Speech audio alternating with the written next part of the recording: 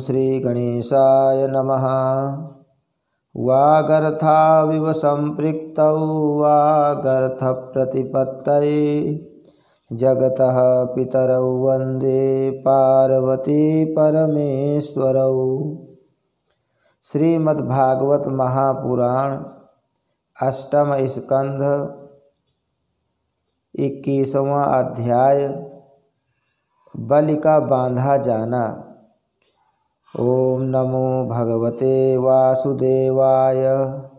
श्री शुक उवाच सत्यं समीक्षाब्जभवो नखेन्दुभिर्हता स्वधामा द्युतिरावृतोऽभ्यगात् मरीचिमिश्रा ऋषयो बृहद्व्रताः सनन्दनाद्या नरदेवयोगिनः।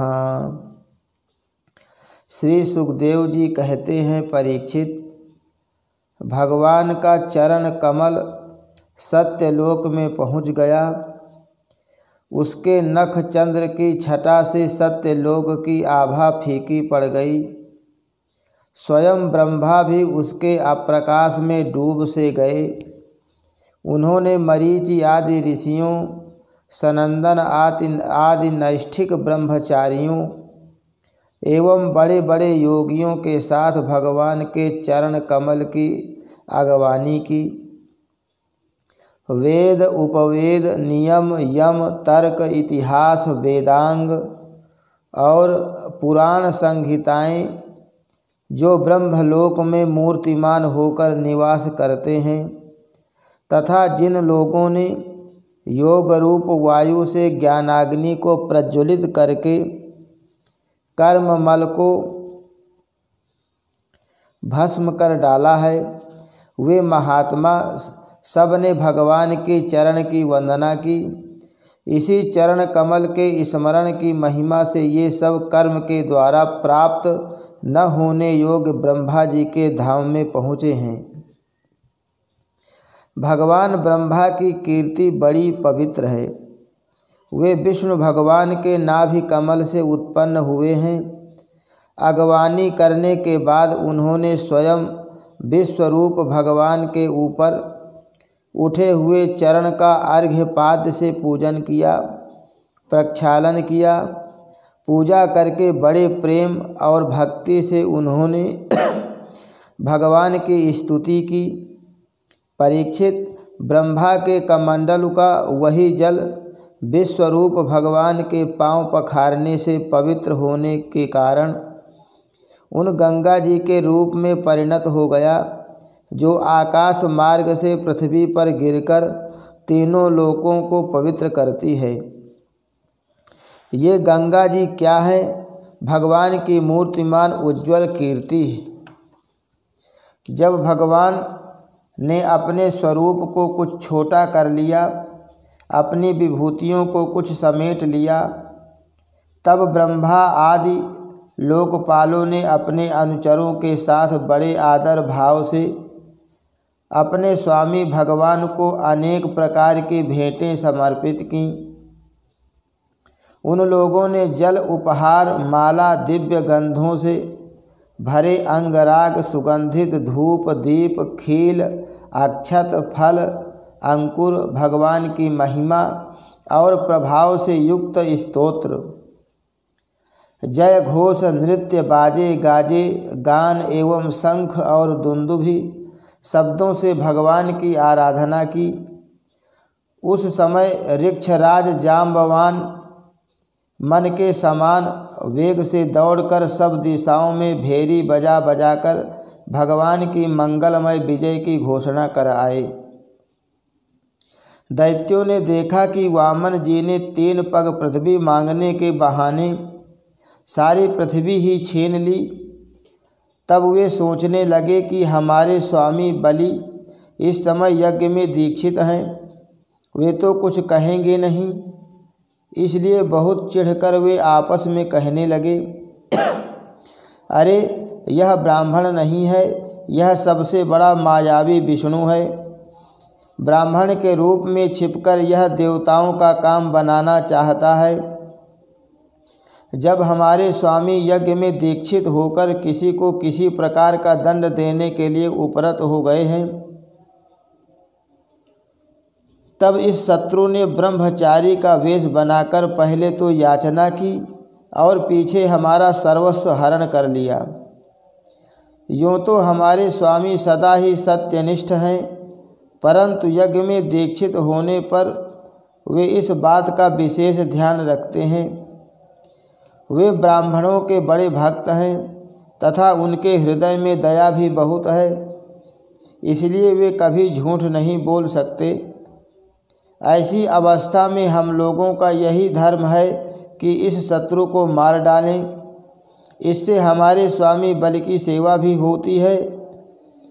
यूँ सोचकर राजा बलि के अनुचर असुरों ने अपने अपने हथियार उठा लिए। परीक्षित, राजा बलि की इच्छा न होने पर भी वे सब बड़े क्रोध से शूल पट्टिस आदि ले लेकर वामन भगवान को मारने के लिए टूट पड़े।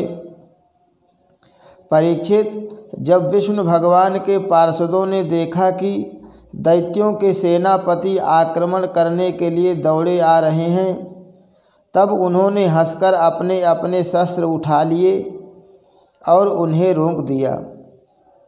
नंद सुनंद जय विजय प्रबल बल कुमुद कुमुदाक्ष विश्वक्सेन गरुड़ जयंत श्रुतदेव पुष्पदंत और सात्वत, ये सभी भगवान के पार्षद 10-10 हजार हाथियों का बल रखते थे। वे असुरों की सेना का संहार करने लगे। जब राजा बलि ने देखा कि भगवान के पार्षद मेरे सैनिकों को मार रहे हैं और वे भी क्रोध में भरकर उनसे लड़ने के लिए तैयार हो रहे हैं, तो उन्होंने शुक्राचार्य के शाप का स्मरण करके उन्हें युद्ध करने से रोक दिया। उन्होंने विप्रचित्ति, राहु, नेमि आदि दैत्यों को संबोधित करके कहा, भाइयों मेरी बात सुनो, लड़ो मत, वापस लौट आओ। यह समय हमारे कार्य के अनुकूल नहीं है। दैत्यों, जो काल समस्त प्राणियों को सुख और दुख देने की सामर्थ्य रखता है, उसे यदि कोई पुरुष चाहे कि मैं अपने प्रयत्न से दबा दूं, तो यह उसकी शक्ति से बाहर है। जो पहले हमारी उन्नति और देवताओं की अवनति के कारण हुए थे, वही काल भगवान अब उनकी उन्नति और हमारी अवनति के कारण हो रहे हैं। बल, मंत्री, बुद्धि, दुर्ग, मंत्र, औषधि और सामादि उपाय, इनमें से किसी भी साधन के द्वारा अथवा सबके द्वारा मनुष्य काल पर विजय नहीं प्राप्त कर सकता। जब दैव तुम लोगों के अनुकूल था, तब तुम लोगों ने भगवान के इन पार्षदों को कई बार जीत लिया था, पर देखो आज वे ही युद्ध में हम पर विजय प्राप्त करके सिंहनाद कर रहे हैं। यदि दैव हमारे अनुकूल हो जाएगा तो हम भी इन्हें जीत लेंगे। इसलिए उस समय की प्रतीक्षा करो जो हमारी कार्य सिद्धि के लिए अनुकूल हो। श्री सुखदेव जी कहते हैं, परीक्षित, अपने स्वामी बल की बात सुनकर भगवान के पार्षदों से हारे हुए दानव और दैत्य सेनापति रसातल में चले गए। उनके जाने के बाद भगवान के हृदय की बात जानकर पक्षीराज गरुड़ ने वरुण के पासों से बलि को बांध दिया। उस दिन उनके अश्वमेध यज्ञ में सोमपान होने वाला था। जब सर्वशक्तिमान भगवान विष्णु ने बलि को इस प्रकार बंधवा दिया, तब पृथ्वी, आकाश और समस्त दिशाओं में लोग हाय हाय करने लगे।